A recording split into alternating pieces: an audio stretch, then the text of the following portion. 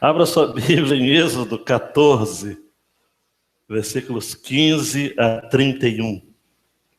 Deus exige passos de fé. Eu coloquei uma foto de um quadro de família aí embaixo, aí na tela, porque esses passos de fé devem ser tomados em família. Então tem um pai, uma mãe, de longe assim talvez não dê para ver direitinho, mas uma menininha e um menininho. Passos de fé. Êxodo 14, 15 a 31. Acompanhe atentamente na sua Bíblia a leitura do texto. Então o Senhor disse a Moisés: por que clamas a mim? Ordena aos israelitas que marchem. E tu ergue e estende a tua mão com a vara sobre o mar, e abre-o, para que os israelitas passem pelo meio do mar em terra seca.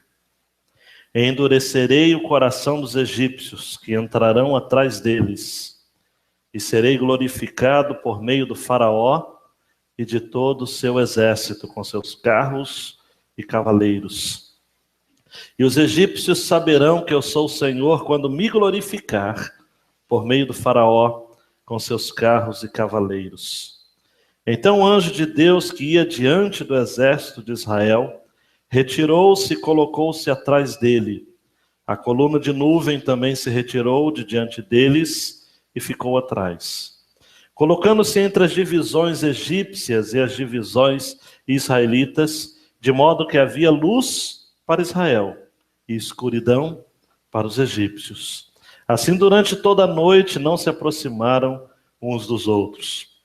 Então Moisés estendeu a mão sobre o mar, e com forte vento do leste, o Senhor fez recuar o mar toda aquela noite, tornando o mar em terra seca. As águas se dividiram. E os israelitas pelo meio do mar entraram pelo meio do mar em terra seca, e as águas ficaram como um muro à direita e à esquerda deles. E os egípcios os perseguiram e entraram atrás deles até o meio do mar, com todos os cavalos, os carros e os cavaleiros do faraó. Na vigília da manhã, o Senhor, desde a coluna de fogo de nuvem, olhou para o acampamento dos egípcios e o tumultuou. Ele travou as rodas dos seus carros para andarem com dificuldade. Então os egípcios disseram: fujamos de Israel, pois o Senhor combate por eles, contra os egípcios. Então o Senhor disse a Moisés: estende a mão sobre o mar, para que as águas se voltem sobre os egípcios, sobre os seus carros e cavaleiros. Então Moisés estendeu a mão sobre o mar, e este retomou a sua força ao amanhecer. E os egípcios fugiram, indo de encontro ao mar. Assim o Senhor derrubou os egípcios no meio do mar. As águas voltaram e cobriram os carros e os cavaleiros e todo o exército do faraó, que haviam entrado no mar atrás deles. E não restou nenhum deles sequer. Mas os israelitas caminharam em terra seca, pelo meio do mar, tendo as águas como um muro à sua direita e à esquerda deles. Assim, naquele dia, o Senhor salvou Israel da mão dos egípcios, e Israel viu os egípcios mortos na praia do mar. Israel viu a grande obra que o Senhor havia realizado contra os egípcios, de modo que o povo temeu o Senhor e creu no Senhor e em Moisés, seu servo. Que Deus seja digno de nos abençoar nesta noite com a leitura e exposição da sua palavra. Você pode dizer amém? Abra os olhos do nosso coração, torna-nos cativos à tua palavra, que nada, nenhuma preocupação, nenhuma agitação externa, nenhuma perturbação interna nos tire o foco da tua palavra nesta noite, no nome de Jesus. Amém e amém. Amados, eu tenho considerado o livro de Êxodo seguindo uma estrutura sugerida por um comentarista chamado Mark Berry. E ele sugere que o livro de Êxodo seja dividido em 3 partes. Capítulo 1 até o 18, a palavra-chave é redenção. Deus redime o seu povo. Do capítulo 19, nós vamos começar querendo Deus apenas em 2016. Até o capítulo 24, a palavra-chave é pacto. Deus faz um pacto com o seu povo. E depois do capítulo 25 até o capítulo 40, a palavra-chave é tabernáculo. Deus habita com o seu povo. Então nós estamos, amados, nessa primeira porção do livro de Êxodo, onde Deus está redimindo um povo para si. E a proposta de todo o capítulo 14 é de que até chegarmos à nossa vitória como povo de Deus, nós temos que dar passos ousados de confiança na provisão do nosso Deus. Temos que dar passos ousados de confiança na provisão do nosso Deus. No domingo passado nós vimos que o povo está encurralado atrás dos egípcios. De um lado as montanhas, do outro fortalezas egípcias. Para onde ir? Deus manda o povo ficar de frente ao mar. Fique de frente ao mar. E o povo começa a clamar. E domingo passado eu mostrei para vocês que o povo está clamando e Deus está dizendo, versículo 13, não temais, acalmai-vos e vede o livramento que o Senhor vos trará hoje, porque nunca mais vereis os egípcios que hoje vedes. O Senhor guerreará por vós, por isso acalmai-vos. Deus está mandando o povo ficar calmo. Deus está convidando o povo a se silenciar. E isso perturba, amados e amadas, o nosso coração. O que fazer quando estamos diante de uma situação que não há saída humana? O povo estava diante de um mar. Então, no versículo 15 até 20, nós temos a primeira porção desse texto, que é o tempo de espera. Diga a palavra espera. Espera. Que palavra difícil, hein, gente? De viver, hein? Espera. Deus retarda a aproximação dos egípcios. É isso que nós temos no texto. Versículo 15, o Senhor diz a Moisés, por que clamas a mim? Ordena aos filhos de Israel, aos israelitas, que marchem. E tu, ergue, estende a tua mão com a vara sobre o mar e abre-o para que os israelitas passem pelo meio do mar em terra seca. Versículo 17, nós temos mais uma vez esse verbo terrível. Endurecerei o coração dos egípcios que entrarão atrás deles e serei glorificado. Essa é uma chave para entender essa primeira porção. Deus quer ser glorificado. Deus tem um interesse primeiro na sua própria glória. Serei glorificado por meio do faraó e de todo o seu exército com seus carros e cavaleiros, e os egípcios saberão que eu sou o Senhor quando me glorificar por meio do faraó com seus carros e cavaleiros. E aí no versículo 19 aparece um anjo do Senhor, um anjo de Deus, que ia diante do exército de Israel, e ele então se retira e vai para trás, e coloca-se atrás dele. A coluna de nuvem que estava na frente ficou atrás. E foi criado então 2 divisões, amados, divisões egípcias e israelitas, e havia luz para Israel e escuridão para os egípcios. Assim, durante a noite, não se aproximaram uns dos outros. Se não houvesse, amados, uma intervenção sobrenatural, os egípcios facilmente alcançariam os israelitas. Daí, então, o Senhor se utiliza de uma estratégia sobrenatural. Ele manda o anjo de Deus que estava à frente para trás. Ele manda uma coluna de nuvem que estava na frente para trás. E os egípcios não conseguem enxergar nada. Mas o milagre, amados, é muito interessante porque os israelitas também não conseguem enxergar nada. Havia divisão entre eles. Havia luz para o caminho de Israel à frente e escuridão para o caminho dos egípcios. Deus amado já havia dito ao povo que eles deveriam fazer. Então por que vocês estão clamando? Eu vou lutar por vocês. Nós estamos, amados, diante de um desafio. O povo de Deus estava, e nós também estamos nos nossos dias. É aquilo que eu poderia chamar de espera ativa. Nós encontramos nessas palavras de Deus: por que clamas a mim? Diga aos israelitas que marchem, um tom de reprovação.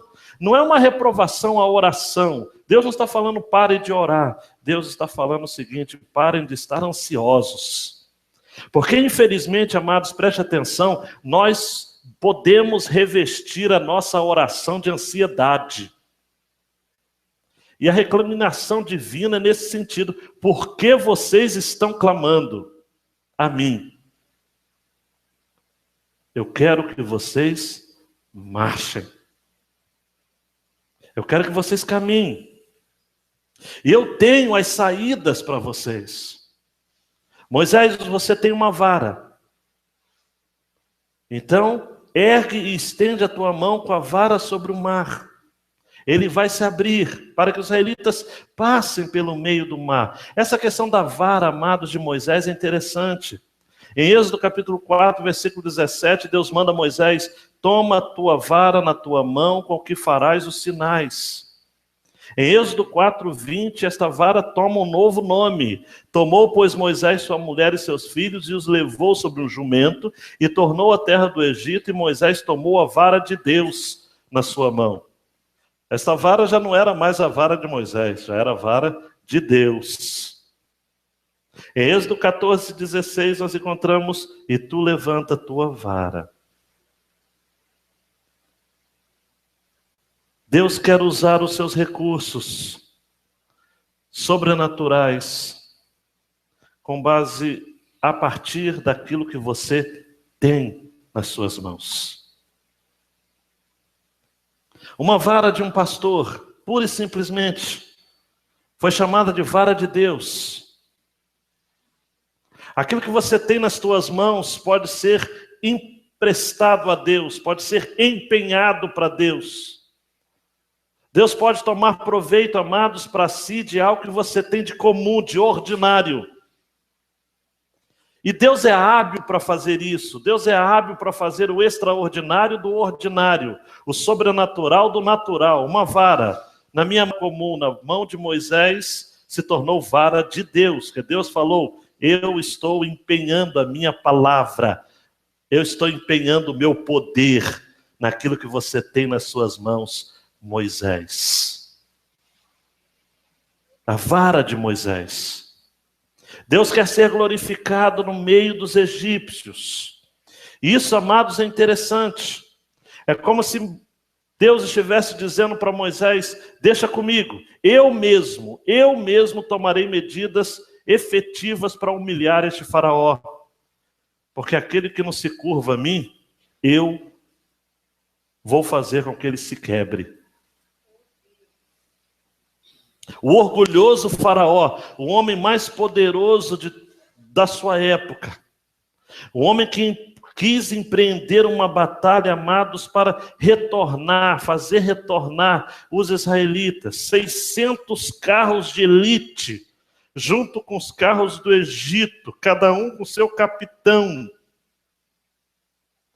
E Deus aqui está dizendo o seguinte: eu vou me glorificar. Versículo 17, eu vou endurecer o coração deles, eles vão entrar atrás de vocês, e serei glorificado por meio do faraó, de todo o seu exército, com seus carros e com seus cavaleiros. E os egípcios vão saber que eu sou o Senhor quando me glorificar por meio do faraó, com seus carros e cavaleiros. Deus busca a sua própria glória.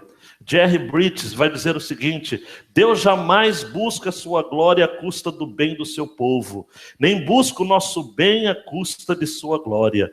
Ele projetou seu propósito eterno de forma que a sua glória e o nosso bem estivessem inseparavelmente unidos.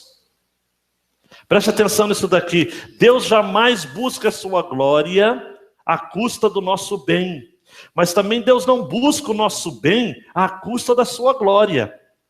No plano eterno de Deus, buscar a sua glória e o nosso bem estão intimamente ligados. O que significa que quando o Senhor disse, eu vou me gloriar, eu vou me glorificar em Faraó, nos seus carros, nos seus cavaleiros, Deus estava dizendo, eu vou intervir a favor do meu povo.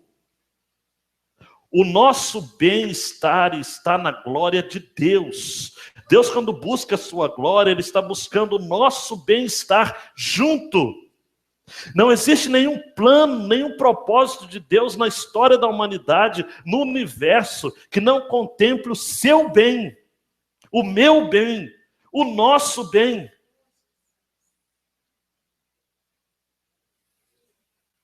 Então nós servimos, amados e amadas, um Deus que busca promover a sua glória e ao mesmo tempo busca dignificar, honrar, proteger o seu povo particular. O que nós encontramos, amados, de maneira assim muito clara nessa primeira porção do livro de Êxodo até o capítulo 16, é justamente o fato de que Deus tem um povo. E que Ele mantém com esse povo um relacionamento tão junto, tão filial, tão umbilical,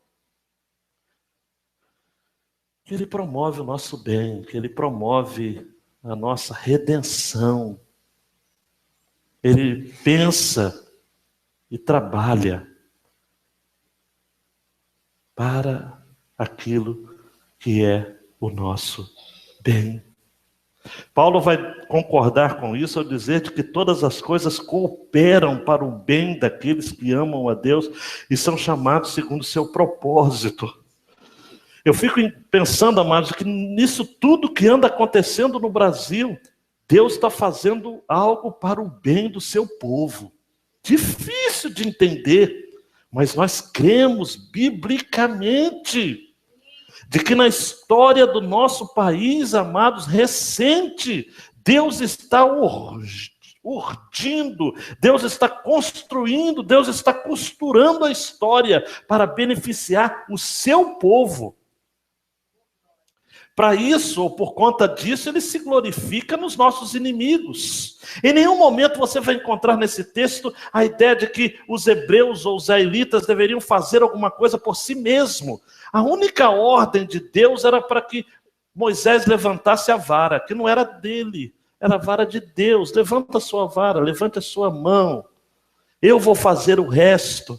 Versículo 19 diz que ele manda o anjo de Deus para sair da frente, ir para trás, a sua coluna de nuvem. Deus é o personagem principal desse texto, não é Moisés, amados. Moisés aqui é um mero coadjuvante.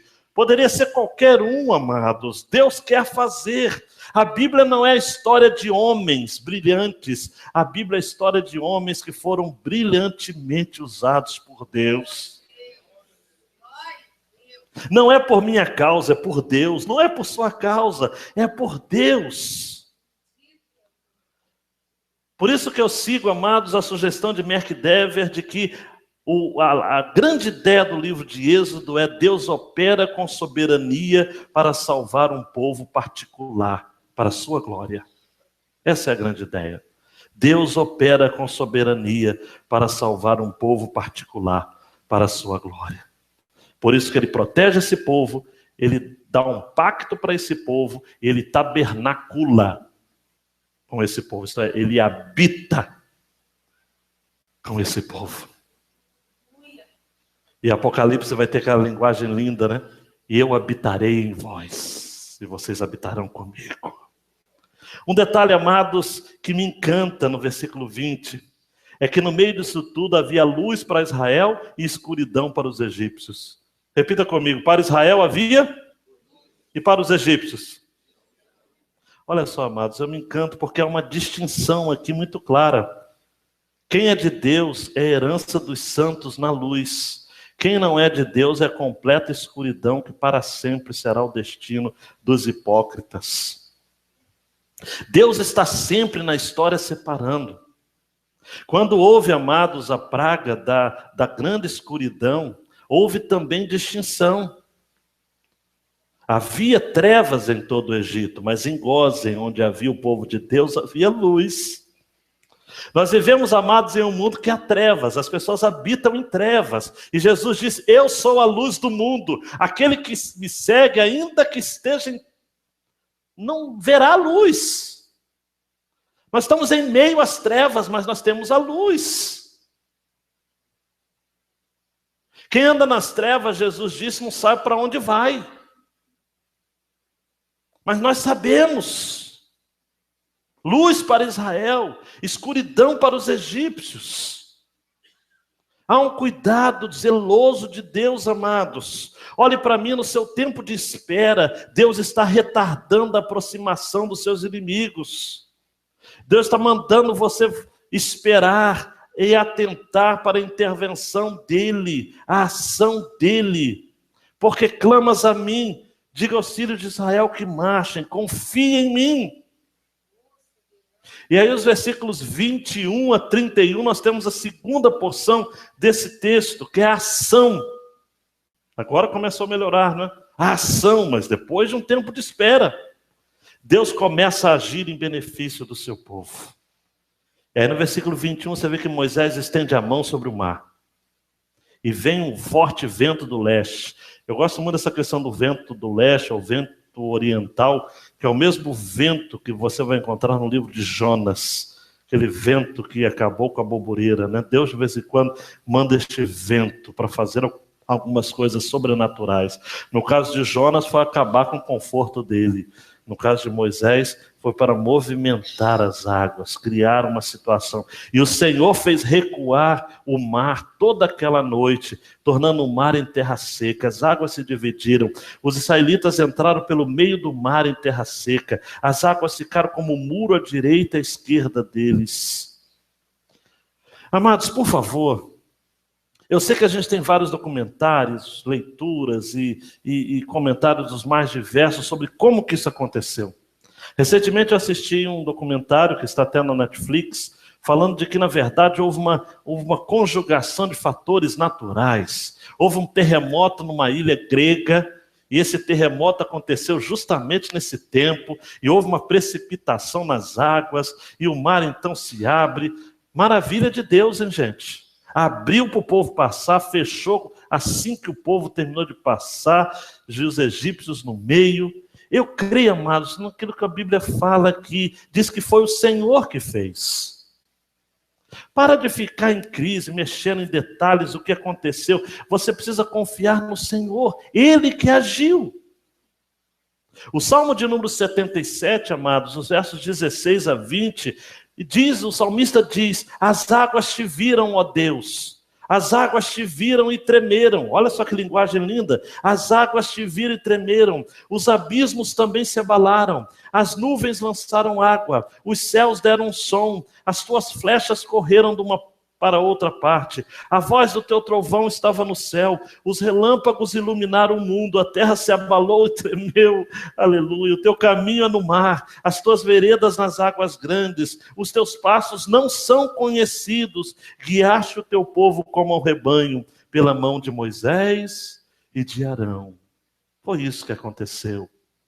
O Senhor interviu na natureza. Se ele se utilizou de fenômenos naturais ou não, é a obra dele. Ele vai fazer isso. Deus usa, amados, os cataclismas naturais para favorecer o seu povo, para operar aquilo que está no seu coração, naquilo que já foi decretado por ele realizar. Sim, o que a gente precisa entender, amado e amada, de que nós estamos sendo guardados por um Deus que se utiliza de circunstâncias naturais também para nos abençoar. O mesmo caminho que abriu o Mar Vermelho foi para o povo de Deus caminho de bênção, e foi caminho de maldição para os egípcios. Houve um espetacular uso do poder de Deus. Deus estava à frente dos israelitas. Deus não iria abandonar o seu povo. Agora a terra fica seca por conta de um vento oriental. Chuvas fortes são despejadas do céu. A estrada fica enlameada. Mas o povo de Deus passa em terra seca. O povo de Deus passa em terra seca. Mas quando os egípcios passam, a terra já não está mais seca. A terra se torna intransitável. as rodas dos carros de Faraó começavam a ficarem atolados e quebrando, e travados, e você vai encontrar isso, versículo 24, na vigília da manhã, o Senhor, desde a coluna de fogo de nuvem, olhou para o acampamento dos egípcios e o tumultuou. Deus causa um tumulto no arraial dos egípcios, assim como mais tarde, no tempo do rei Ezequias, vai fazer um tumulto no arraial dos sírios. Deus faz isso, amados. Ele cria um tempo de festa e de bênção para os seus e tumultua o caminho dos nossos inimigos. Nosso Deus é assim, Ele trava as rodas dos seus carros para andarem com dificuldade. Então os egípcios disseram, segura na cadeira aí, os egípcios disseram, fujamos de Israel, pois o Senhor combate por eles. Eles disseram, gente, vamos fugir daqui. Vamos fugir daqui porque Yahvé, o Deus de Israel, está por eles. Eu não sei o que nos deu na cabeça de sair do Egito. Esse povo já fez as pragas. Esse povo é perigoso. O Deus deste povo é forte. Fujamos, fujamos, fujamos. Mas olha para mim, não deu mais tempo de fugir. Não deu mais tempo para fugir. Versículo 26 fala que o Senhor disse a Moisés, estenda a sua mão sobre o mar, para que as águas se voltem sobre os egípcios, sobre os seus carros e cavaleiros. Então Moisés estendeu a mão sobre o mar e este retomou a sua força. Repita comigo, retomou a sua força. Meu Deus, ao amanhecer, e os egípcios fugiram, indo de encontro ao mar. Eles estavam tão confusos, amados, que ao invés de eles fugirem na direção que eles vieram, eles fugiram ao encontro ao mar. Põe confusão, hein, gente? Ao invés de correr para a terra seca, eles correram para o meio do mar. E a palavra de Deus diz que o Senhor derrubou os egípcios no meio do mar. No meio do mar. Todos os egípcios. E se ficou dúvida para você no texto de Êxodos que Faraó estava junto, você tem que ler Salmo 136, versos 15 a 17. Mas derrubou a Faraó com o seu exército no Mar Vermelho, porque a sua benignidade dura para sempre. Aquele que guiou o seu povo pelo deserto, porque a sua benignidade dura para sempre. Aquele que feriu os grandes reis, porque a sua benignidade dura para sempre. Faraó não conseguiu escapar, junto com o seu povo. Houve um reconhecimento tardio, mas versículo 28 vai dizer que as águas voltaram, cobriram os carros, os cavaleiros, todo o exército do Faraó, 600 carros de elite, generais dos mais gabaritados, que haviam entrado no mar atrás deles. Não restou nenhum deles sequer. Tem gente que fala o seguinte, alguns críticos, né? Mas por que nós não encontramos registros no Egito sobre esse episódio? Cara pálida. Pensa comigo. Que povo orgulhoso, como era o povo dos egípcios, iria registrar uma derrota dessas? Pois os egípcios eram acostumados a, quando se mudava de dinastia, a dinastia que assumia riscava, apagava os registros da dinastia anterior. Você acha que eles iriam guardar isso daqui?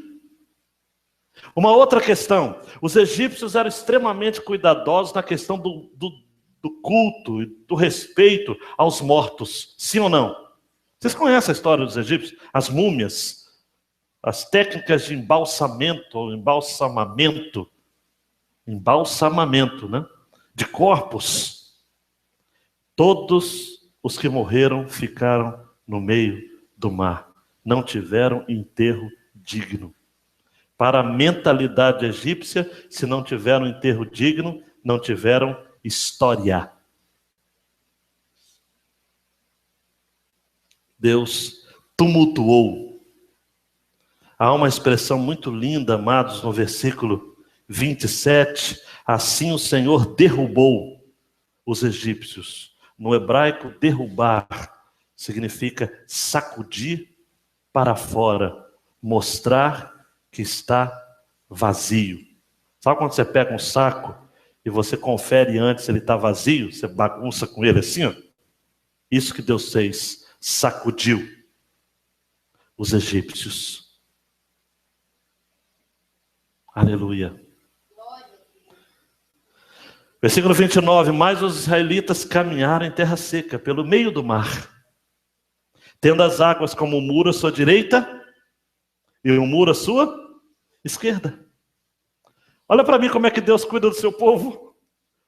O mar. Existe algo, amados, mais assustador do que o mar? Tem pessoas aqui que têm pavor do mar. Tem gente aqui que já sobreviveu à tempestade, sim ou não? Ou pelo menos alguns ventanias meio bravas. Tem gente que só com medo de enfrentar ventania nem vai ao mar. Tem gente que na praia só molha o dedinho e olhe lá. O mar é assustador, amados. O mar é tão assustador na mentalidade bíblica que Apocalipse vai dizer que na Nova Jerusalém o mar já não existe.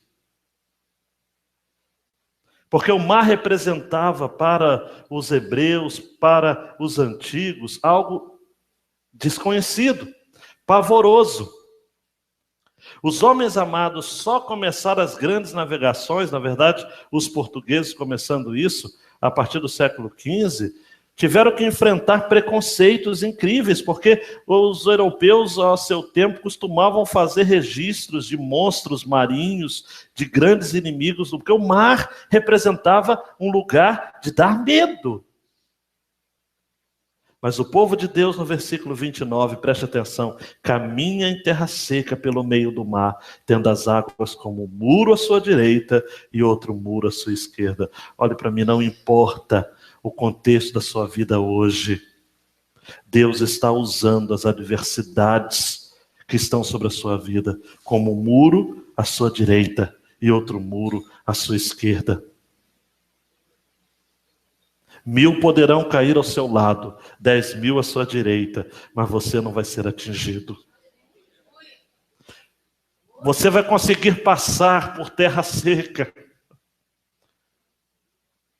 Você vai conseguir passar por terra seca. Os seus inimigos não conseguirão lhe colocar medo. Versículo 30 vai dizer que o Senhor salva Israel da mão dos egípcios. Foi o Senhor que fez. E Israel viu os egípcios mortos na praia do mar. Israel viu, amados, os egípcios mortos, os egípcios destruídos. Nós temos que entender, amados e amadas, de que o Senhor está dizendo o seguinte: eu estou fazendo isso. Eu estou fazendo uma coisa nova no meio de vocês, diz o Senhor. Eu vou estar lhes salvando de um modo tão sobrenatural que não paire dúvidas que foi eu quem fiz. Mais tarde, meus queridos e minhas queridas, Jesus, o Filho de Deus, também vai dominar as águas bravias do mar. E era uma tempestade das grandes, e Jesus estava no barco, dormindo. Os discípulos acordaram-no assustados, dizendo: mestre, não se importa que pereçamos? E Jesus olha para o mar e fala: cala-te, aquieta-te. E o mar se acalmou. E Jesus olha para os discípulos e fala: homens de pouca fé. Se isso não fosse bastante, em outra ocasião, amados, Jesus está andando sobre o mar. E nisso os discípulos amedrontados, pensando ser um fantasma. Pedro identifica Jesus e diz o seguinte: deixa eu ir contigo. E Jesus disse: vem. E Pedro sai do barco e começa a andar também sobre o mar, mas diz a palavra de Deus que ele sente o vento. Diga comigo: sentiu o vento. Olha, começou a sentir o vento, você começa a afundar. Ele sentiu o vento. E falou: Deus, eu tenho fé, mas a minha fé está acabando, Senhor. Olha o vento. Ele vai abaixando, abaixando, abaixando. E ele olha para Jesus e faz a oração mais curta da Bíblia. Spurgeon tem um sermão, quem gosta de sermões de Spurgeon chamado a oração mais breve. A oração de Pedro. Ele disse: Senhor, salva-me. Me ajuda aí, Jesus. E Jesus levanta Pedro e diz o seguinte: poxa, Pedro,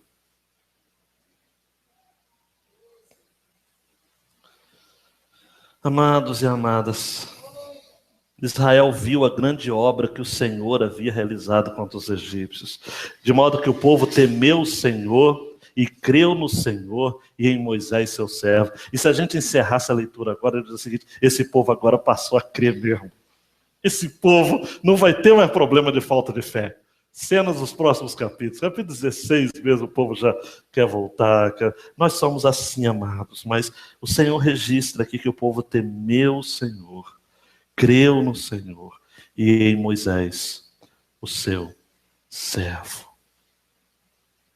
Algumas aplicações que eu quero fazer para vocês assim nessa noite de domingo, segundo domingo de dezembro. E eu fiquei pensando nessas aplicações, amados. Eu sei que o Senhor tem algo para falar com você. Abra o seu coração. A primeira é o seguinte: pare de olhar para as circunstâncias. É para frente que se anda. Pare de olhar para as circunstâncias.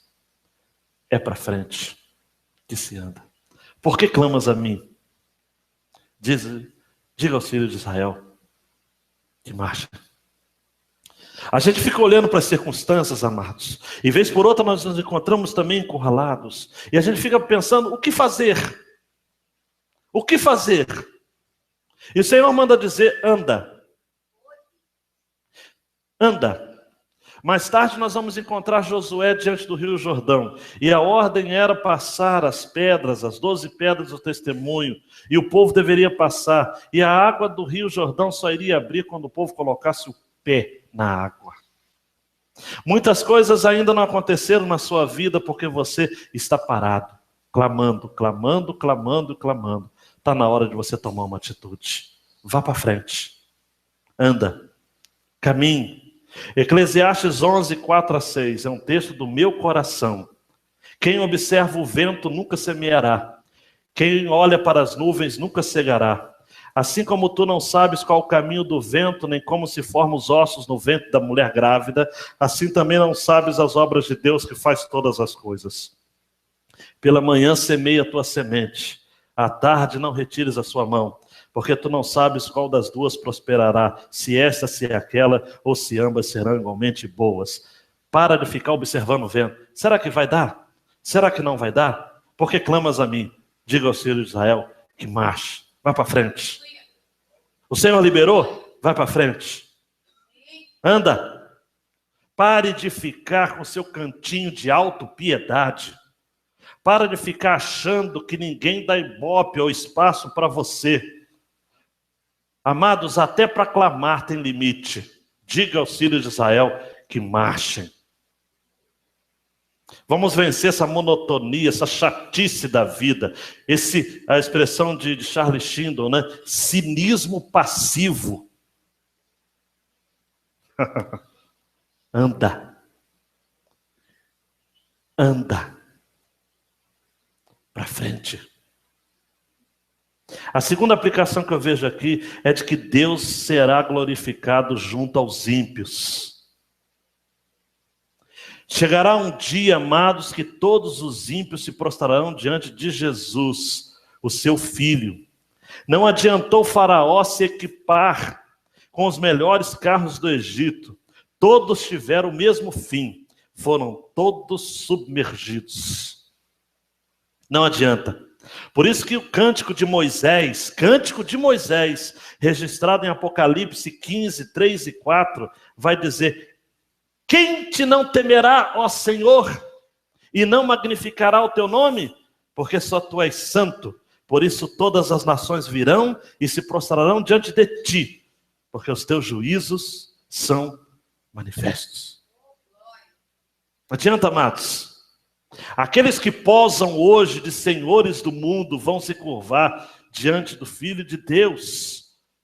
Deus será glorificado junto aos poderosos da terra. A história ainda não está concluída. Nós conhecemos a história.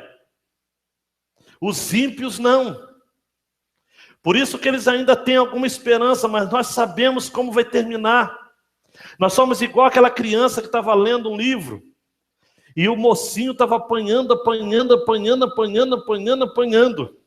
Ele fala, não é possível, esse menino só apanha. E ele então teve uma curiosidade, mórbida, mas uma curiosidade de ler o final. Ele pulou então todas as páginas do livro até o final. E ele viu que no final o mocinho triunfava e o vilão era exterminado. E ele, como era bom leitor, voltou à página onde ele havia parado. Só que enquanto ele estava lendo, o mocinho sofrendo e o algoz, o vilão, se dando bem, ele parava de vez em quando a leitura e ria consigo mesmo, dizendo, você não sabe o que te aguarda, vilão.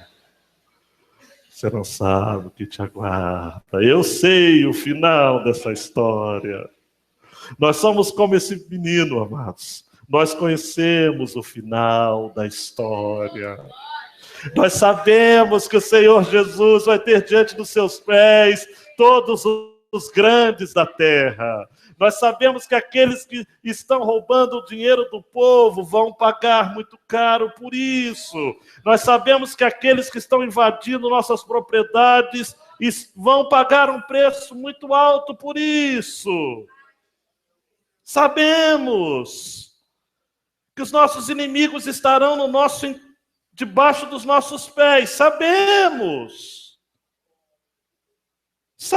que chegará um tempo que todo pranto, toda dor se findará. Sabemos de que hoje não vencemos o câncer, mas um dia seremos glorificados a despeito do câncer. Sabemos que quando o Senhor não tira o câncer do homem, Ele tira o homem do câncer. Sabemos que Deus confunde os médicos, Deus confunde os poderosos, Deus atormenta em sonhos, como atormentou Pilatos, melhor, a mulher de Pilatos, que disse para Pilatos, amor, eu sonhei com esse homem é justo.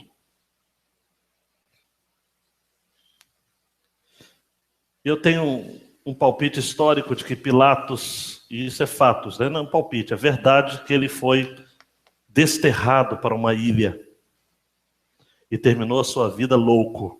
Isso é fato histórico. O meu palpite histórico é de que aquilo que aconteceu com Jesus o perturbou a vida inteira. Ele morreu louco, dizendo para si mesmo, eu matei um justo. Eu matei um justo. Deus não se deixa escarnecer, amados.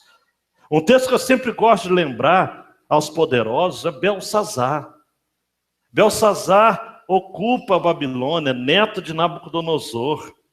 E ele manda então numa festa que os vasos e copos e taças reais do povo de Deus fossem usados para uma grande festança. Manda vir, eu quero ver as taças dos israelitas, de Israel. Nós vamos beber o Deus deles. E você conhece a história. Se não conhece, você tremer e conhecer. Houve uma mão de homem que apareceu. Só apareceu a mão de homem. Escrito em língua que eles poderiam compreender, em língua persa. Mene, mene, tekel ufarsim. Pesado foste na balança, foste encontrado em falta. Seu reino será dividido entre os medos e os persas. Naquela mesma noite,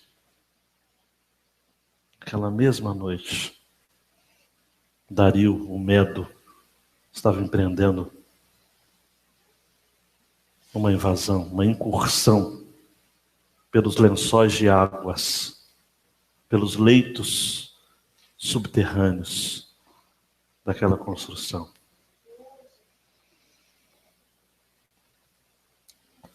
Uma outra aplicação que eu faço, amados, é o seguinte. O nosso Deus, Ele controla o mar. Ele abre o mar para a gente passar. E Ele fecha o mar depois que a gente já passou. Olha para mim, amados, às vezes você está diante de uma situação difícil. Aí você fala, Senhor, abre o mar. E a verdadeira fé, amados, depende daquilo que Deus diz. E não daquilo que vemos. Ou da maneira que nos sentimos. Absolutamente. Deus disse, vá.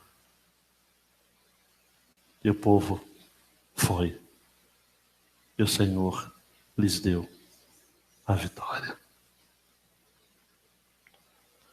Israel viu os egípcios enterrados. E os soldados egípcios afogados foram vistos como uma representação de que o tempo de escravidão já havia acabado. Paulo se utiliza desse episódio em Romanos 6 para aplicar a questão do batismo. Ele disse, de sorte que fomos sepultados com ele pelo batismo na morte, para que como Cristo foi ressuscitado dentre os mortos, pela glória do Pai, assim andemos nós também em novidade de vida. O mar, nós passamos pelo mar, pelo meio do mar em terra seca. É o batismo do milagre, da vida, da libertação. Não é à toa, amados, que não domingo que vem, mas no ano que vem, se o Senhor assim permitir, eu vou estar trazendo a mensagem no capítulo 15, que é o cântico de Moisés. Moisés celebra. O louvor é resultado de uma intervenção. O louvor é resultado, amados, de uma intervenção sobrenatural. Os egípcios morreram, mas os hebreus viveram. Passaram ambos pelo mesmo mar. Só que os hebreus passaram em terra seca. E os egípcios foram soterrados. A minha última aplicação é para você que está para tomar alguma decisão ou está com seu coração pesaroso por conta do momento que você está vivendo. E o Senhor está mandando você esperar para Ele abrir o mar para você passar. E eu sei que é difícil, amados, a gente entender isso. Mas toda promessa de Deus precisa passar por um teste delicado, o teste do tempo. A ação foi precedida pela espera. Muitas vezes você ainda não conseguiu conquistar algumas coisas na sua vida, porque Deus está dizendo para você, espera, aprenda comigo, seja humilde. Moisés não poderia também chegar diante do mar e falar, agora é a hora, vamos lá, vamos que vamos. Moisés havia aprendido, porque ele quando tomou a iniciativa de matar o egípcio 40 anos atrás, ele havia quebrado a cara. Nos primeiros 40 anos de vida, Moisés pensou que era alguém no Egito. Ele precisou passar 40 anos em Midian, no deserto, para ele descobrir que ele não era ninguém. E depois ele vai passar mais 40 anos no deserto e caminhada para a terra prometida, para ele descobrir o que Deus poderia fazer com um ninguém.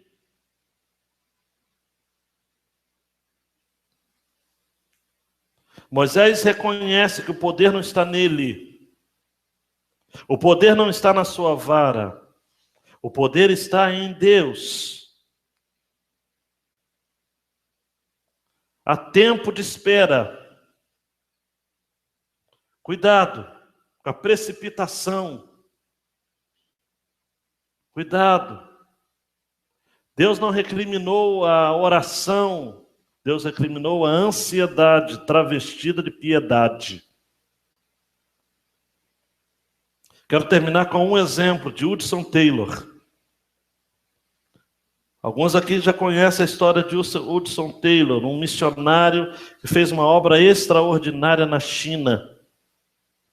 Mas o que pouca gente sabe é de que ele conheceu de perto a provação que tempera o aço da alma. Com 29 anos de idade, Hudson Taylor era um inválido, preso em sua própria casa. Ele morou primeiramente 6 anos e trabalhou na China. Estabeleceu com a sua pequena família, depois desse tempo, na zona leste, bem pobre de Londres. Quando ele volta da sua primeira ida ao campo missionário, os interesses externos começam a diminuir, os amigos começaram a se esquecer dele, e ele passou, olha para mim, 5 longos e obscuros anos nas ruas tristonhas de um bairro pobre de Londres.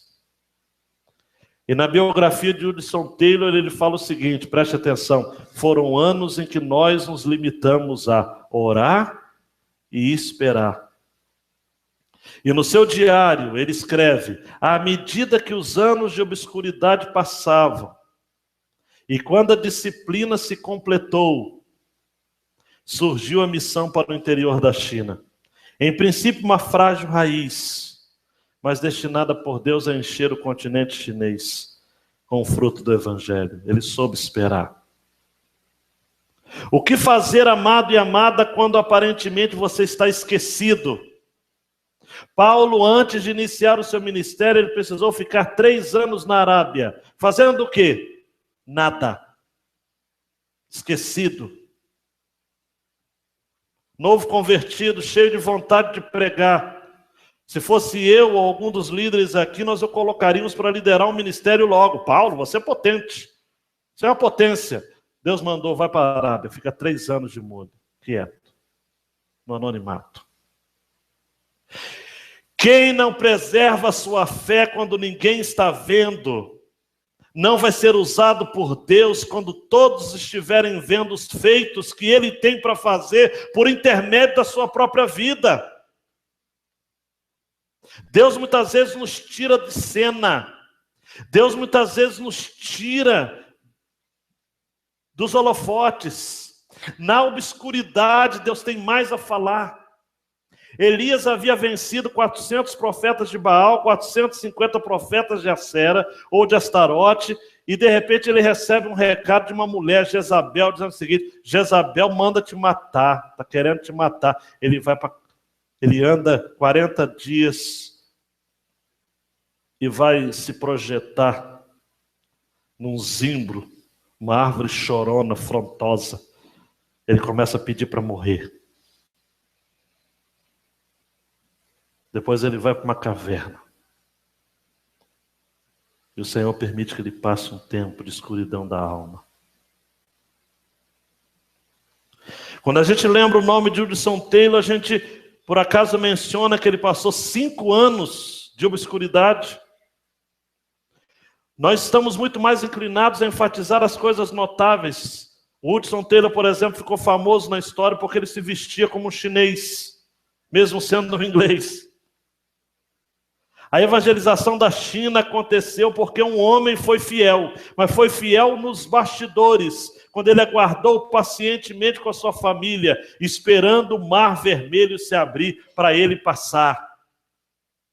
Não atravesse o mar vermelho na sua vida com a cara e a coragem. Não meta os seus próprios peitos para fazer algo que o Senhor ainda não liberou para você fazer. Muitas vezes Deus nos tira do ministério, Deus nos tira do púlpito, Deus nos coloca em casa, Deus nos coloca no banco, Deus nos coloca para ouvir. Muitas vezes Deus nos tira de um ministério, de um trabalho. Quantos aqui estão pensando em fazer: Senhor, eu vou ter que me transferir na prefeitura porque eu não posso continuar no mesmo setor que eu já fui chefe. Deve. E deve ver alguém que foi seu liderado sendo chefe no seu lugar. E você vai servir a ele. Sim, senhor, não, senhor. Sim, senhor, não, senhor. Porque o seu caráter vai ser forjado ali. A sua alma vai ser temperada. E você vai sair um homem melhor, uma mulher melhor. E quando Deus mandar abrir o mar para você, você vai passar em terra seca. E um muro de água na sua direita e um muro de água na sua esquerda. Olha para mim, amados. Moisés conhecia o exército de Faraó, porque ele havia sido um dos seus generais, um dos seus príncipes. Estevão vai dizer em Atos dos Apóstolos que Moisés era poderoso em palavras e obras. Mas aqui Moisés está liderando um grupelho de gente, 1,5 milhão de pessoas, só com uma vara de pastor na mão.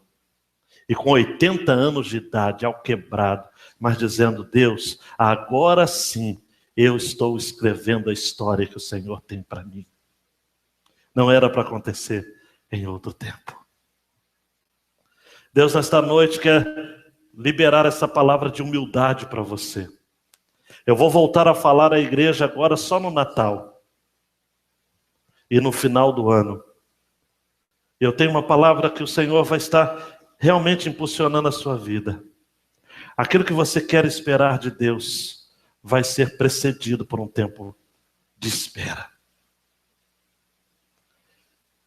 Um dia você vai entender por que você está esperando tanto. Um dia você está entendendo por que as pessoas tiraram seus crachás, tiraram suas condecorações, pisaram nos seus títulos, rasgaram seus currículos, massacraram sua história, vilipendiaram a sua honra. Você vai entender um dia que Deus quer que você chegue lá no pó. E ao pó você diga como Jó: Deus deu, Deus tirou. Bendito seja o nome do Senhor. Hernandes Dias Lopes fala que a gente encontra muitas pessoas bendizendo o Senhor por aquilo que Ele dá. Jó é o único que conhecemos que bendisse ao Senhor quando Ele tirou alguma coisa dele. Você vai ser abençoado, meu filho, minha filha, meu queridão, minha queridona, quando você dizer: Senhor, obrigado porque eu perdi. Todas as vezes que você lutar com Deus, você vai ser predestinado a perder. E outra coisa, predestinado ainda para se gloriar, dizendo: Senhor, obrigado porque eu fui como José Aldo, apanhei 30 segundos apenas. Fui na lona. Quem manda ter vestido a camisa do Flamengo antes?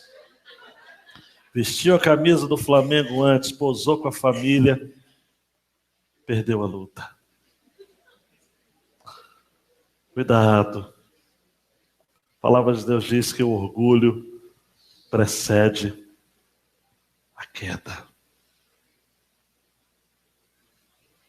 Abaixa a cabeça.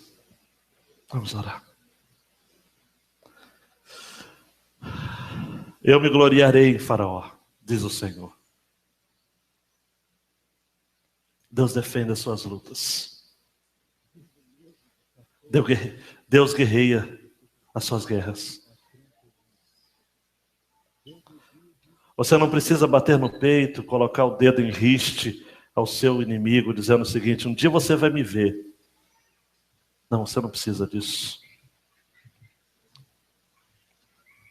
Você só precisa ter passos de fé. Você só precisa confiar.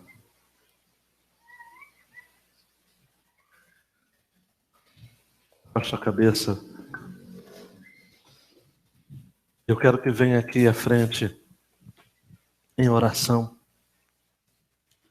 todos aqueles que estão aprendendo a esperar. Esperar uma porta de emprego,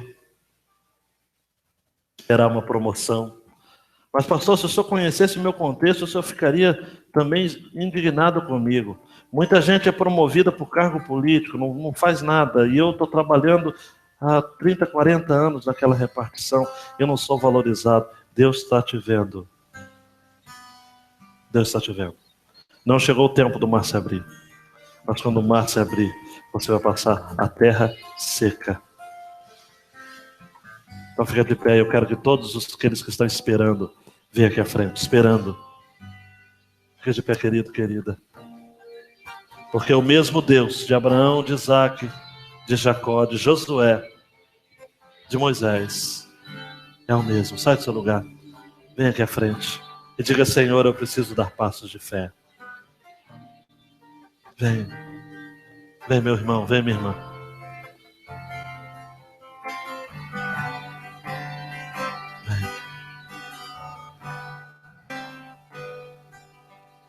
O Deus de Abraão, de Isaque e Jacó, é o mesmo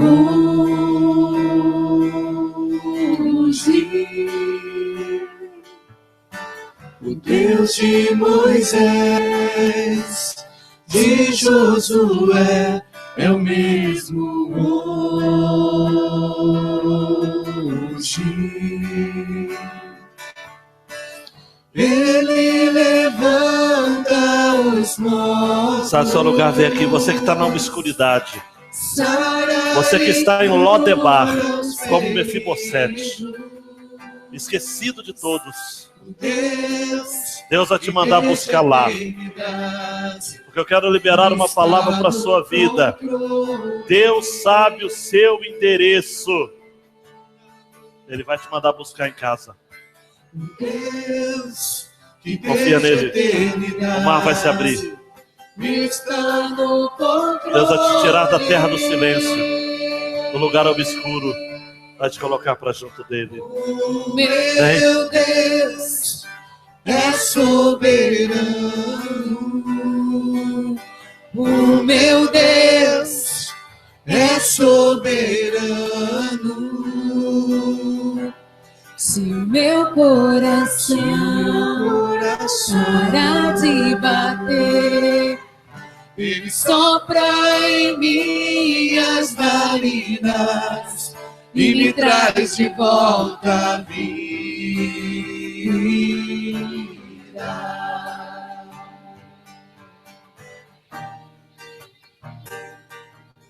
Estenda as suas mãos aqui à frente, amado e amada, e comece a interceder por esses que estão aqui à frente e que estão desejando que o mar se abra. Aquele que domina o mar, aquele que domina o universo, aquele que regula o tempo e as estações, aquele que é soberano, manda te dizer: eu estou no controle da sua história. Deus de Abraão, Aleluia. de Isaque e Jacó, é o mesmo hoje. Deus de Moisés, de Josué, é o mesmo hoje. Ele levanta. Ele levanta os mortos. Ele sara e cura. Sara e cura os feridos. Aleluia. Deus que desde a eternidade está no controle.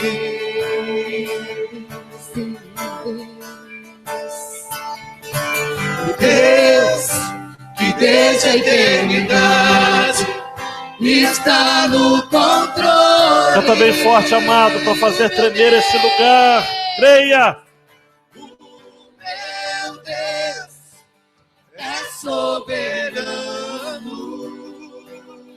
O meu Deus é soberano. Se o meu coração parar de bater, Ele sopra em minhas narinas e me traz de volta a vida. O meu Deus é soberano. Cante bem alto ao Senhor. O meu Deus Entrega o controle da sua vida ao Senhor. Entrega as chaves do seu coração para o Senhor. meu coração para de bater, Ele sopra em minhas narinas e me traz de volta a vida.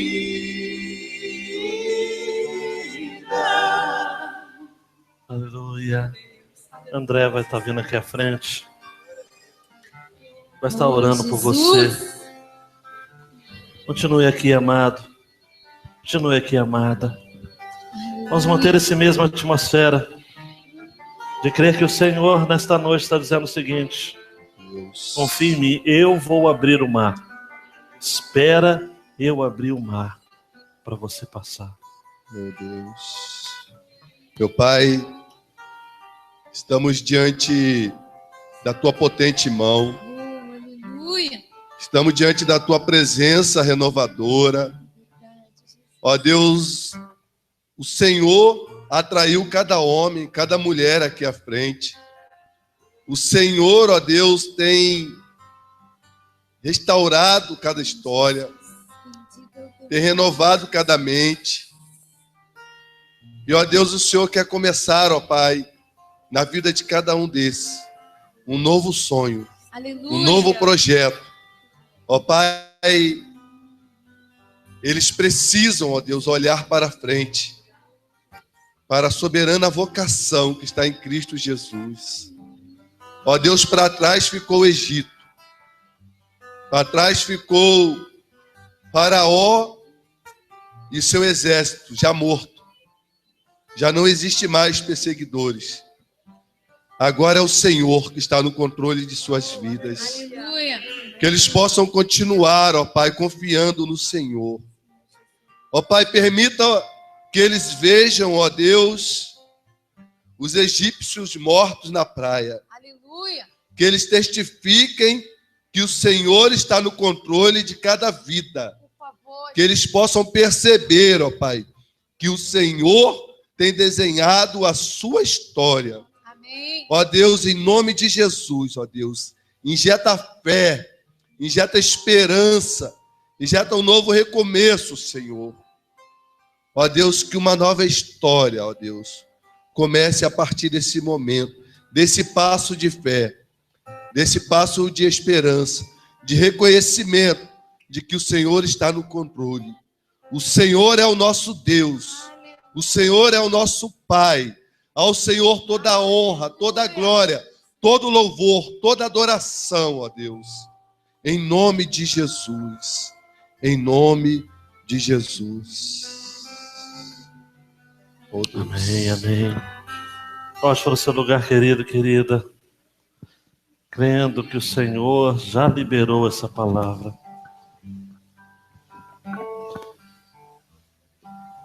Coloca a mão no seu coração e diga: Senhor, quebrantado diante do Senhor, eu rogo ao Senhor por essa semana. Você sente? Diga: Deus, cuida de mim.